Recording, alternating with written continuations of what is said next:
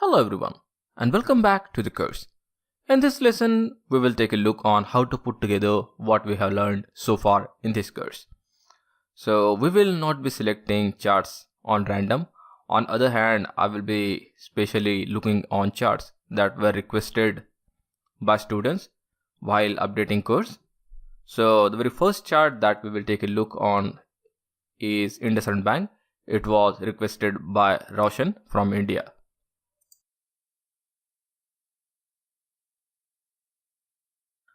So here is chart of IndusInd Bank. Now first of all, we all know that all trends start with either break of resistance or support. Here we can see that IndusInd Bank has seen a resistance break recently. So here we drew a horizontal line to represent resistance. Now this is our parent time frame, means our trending time frame, and we usually do not trade on trending time frame.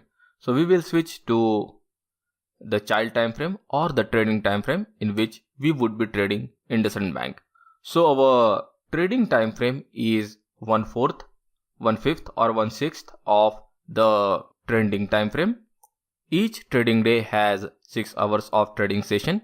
So if we divide one day's chart by 6, we will get 1 hour. So while trading, we will be trading on 1 hour chart. So we will switch to 1 hour chart. Here we can see that prices went up, broke resistance and then retraced. So the retrace that we can see here is the ladder retrace. And to trade ladder retrace, we wait for ladder structure to break.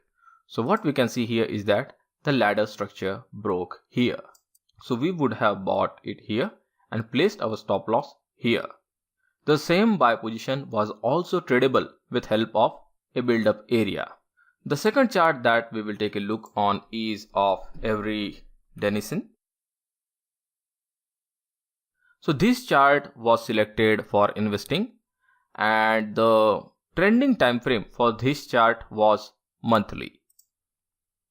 So here again we will do the same thing. I will place a resistance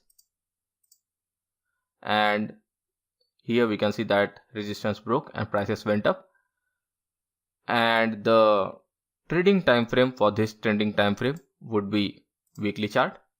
Here again we can see the same thing, prices went up and then retraced. Here we can use a price retracement tool.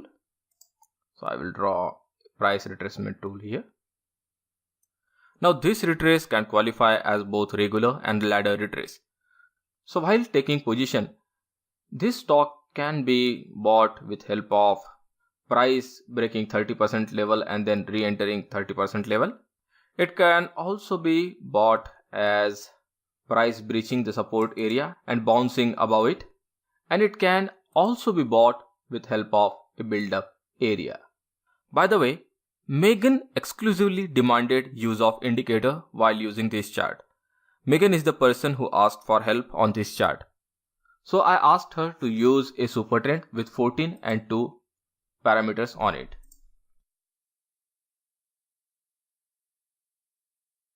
So here you can see that even with help of indicator, the buy signal was generated at the very same place where it was generated without use of any indicator. By the way, Megan missed the buying opportunity here. So I recommended her to go on daily chart and draw a build-up area here and buy on break of this build-up area. The next chart is of Australian dollar and USD.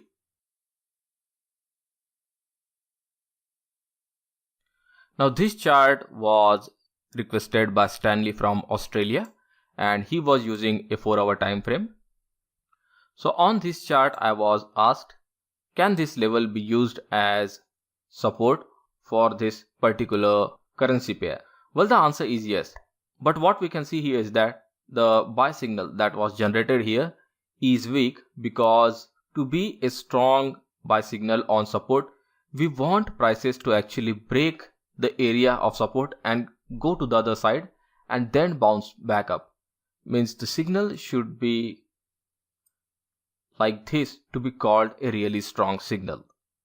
By the way, this position is still tradable. So what we can do is that we can add a build-up area here. So when prices will break out of this build-up area, we can take a buy position. By the way, it still would be a weak buying position, and I don't think that you can actually make a good profit on this kind of signal. The final chart that was requested is of USD and Japanese yen. It was requested on daily chart, and I was asked, can this level be used as resistance level from which prices would bounce and fall down? Well, the answer is yes. You can use this level as resistance level from which prices can bounce off. On other hand, we can also see that this is a ladder retrace, and again we can also say that this is a retrace in which prices return to the broken support. Now we have different options to take a position on this pair. If we want to take a position with help of build-up area, then we can draw a build-up area here, and this is where we would take our position. On other hand, if we want to see this retrace as ladder retrace, then again this would be the place where we would be adding our position. On the other hand, if we take a look on this retrace as retrace in which prices return to the broken support, then we can short position here and place our stop loss here.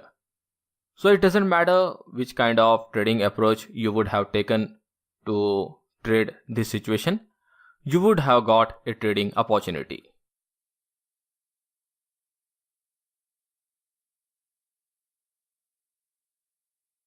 By the way, if we move back, we will still get several trading opportunity based on what we have learned so far.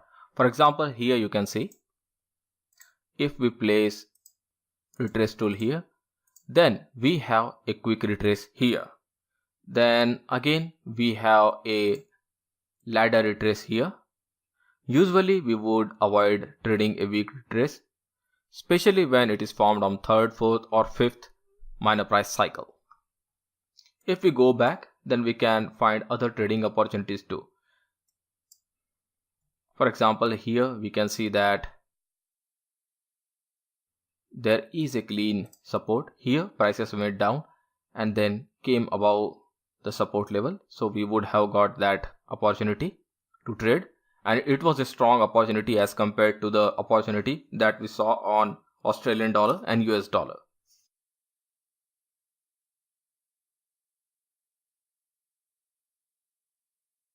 Again, here we can see that prices were returning to the broken support. Here again we can see the same thing. Prices return to the broken support. If we go behind again, then again we can find that here is a quick retrace. Then again we can see that prices here first exhibited the ladder retrace, then they turned into the consolidating retrace. Again we can see a ladder retrace here. So in easy word, we can say that if your concepts are strong, then you can trade that situation anywhere. Point here to note is that you cannot master all concepts. We can say that in front of you there might be more than 10 trading opportunities right now, but you cannot see all of them because you cannot master all trading concept. You have to pick up the handful of trading concept and you have to start looking on chart for those particular concepts. Keep in mind, majority of traders haven't really mastered more than 2 to 3 concepts while trading. So I hope you might have got idea on how to trade with help of concepts that has been taught you so far. With that said, thanks for watching this lesson and have a nice day.